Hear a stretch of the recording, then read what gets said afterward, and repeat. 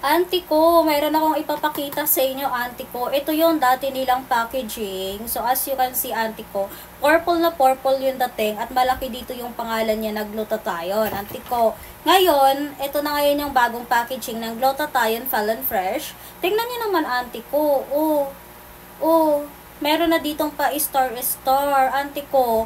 Yun ha, sa totoo lang auntie ko, bago kayo nito gumamit, dapat kailangan bago kayong ligo. To be honest auntie ko, kaninang umaga naligo na ako at ngayon ay kakatapos ko lang magtanghalian at hindi naman ako pinagpawisan dahil na malamig. Auntie ko, tuturuan ko kayong paano nito gumamit. Ganyan lang. Sobrang konti lang auntie ko. Magagamit mo to ng 2 buwan, 3 buwan kung ikaw ay talaga ay asim-asim lang yung meron sa kilikili mo. Auntie ko, ganyan lang siya. Dahil nga meron akong balahibo sa kilikili at ayaw na ayaw ko yung magkakaroon ako ng asim dyan. So, ito yung ginagamit ko. Tingnan niyo naman, auntie ko, may balahibo ko sa kilikili pero natulungan nito na pumuti yung aking armpit. So, tingnan niyo, te. Yung kabila pala naglagay na ako dyan para napansin niyo parang wet-wet na siya. Auntie ko, believe me, sobrang ganda nito. Auntie ko, bakit ako naglagay ngayon at napansin nyo, nakabody ko na ako ng damit, ganyan. Kasi ako ay nagpe-prepare, ako ay pupunta sa Save More, sasama ako sa ate ko mag-grocery. Auntie ko, lalaban ako sa labas, kahit na meron akong box sa kilikili. I'm slayable.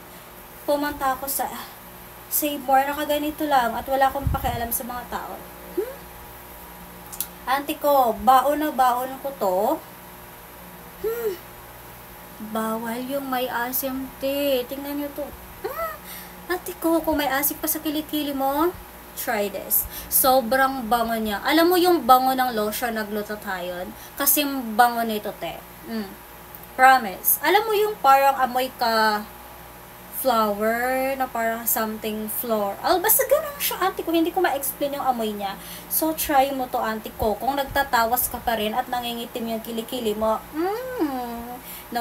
Dito ka, te.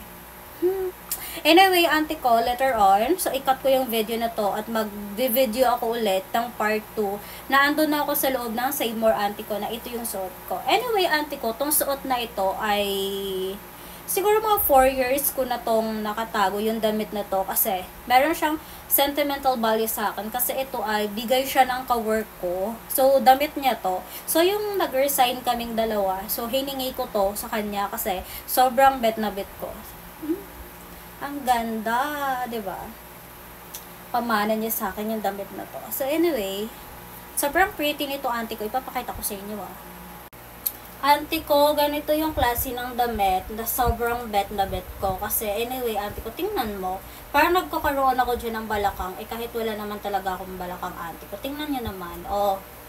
Diba? Ang ganda niya. Wala siyang strap dito. Anyway, parang na siyang tube. Bodycon dress. Ganyan. Tapos yung back, auntie ko, plain lang siya. Pakita ko sa inyo yung back, ganyan lang yung back niya. So, nag-tube bra din ako para maging perfect yung partner dito, auntie ko. Auntie ko, tingnan nyo naman. Diba ang ganda? Hapit na hapit. Anyway, auntie ko sa loob ako ay naka-short naman, naka-cycling. Sobrang ganda dito ng damit na to, auntie ko. Bagay na bagay sa akin. So, baka kasi this year or next year, 2025, tataba na ako. Hindi ko na masusuot yung mga ganitong klaseng damit. So, sobrang pretty niya talaga, diba? Marami rin akong mga damit like this na parang fitted siya sa katawan ko. Yun nga lang kasi marami yung mga nagsasabi sa akin na hindi bagay sa akin yung damit na yun kasi payat ko. Pero anyway, auntie ko, totoo naman kasi talaga. So, bagay doon sa akin yung cocktail na mga dress. For me, ayaw ko siya. Ayaw ko ng mga cocktail kasi feeling ko, bagay lang siya sa matangkad. Hindi naman kasi ako matangkad, auntie ko. Ang liit ko, diba? So, 5'1" lang ako, auntie ko. Tingnan nyo naman. So, bagay sa akin yung mga ganito lang. Dapat kasi, half legs lang yung nakikita sa akin. Para maging long-legged ako tingnan. Kasi ang liit ng legs ko. Kumbaga maiksi yung legs ko. Kailangan half. Nakikita siya. Para maging basta kademe, ayoko na mag-explain. Auntie ko, papatuyuin ko lang tong nasa kilikili ko. Then, mga alas 3, so meron pa akong 1 hour. Time check right now is 1:41 PM. So, mga alas 3, yung hindi na masyadong mainit. So, pupunta na kami ng ate ko sa Save More. Kami ay mag-grocery. Yun, nagkilay lang ako at nag-lipstick. So, that's all lang. Sobrang pretty.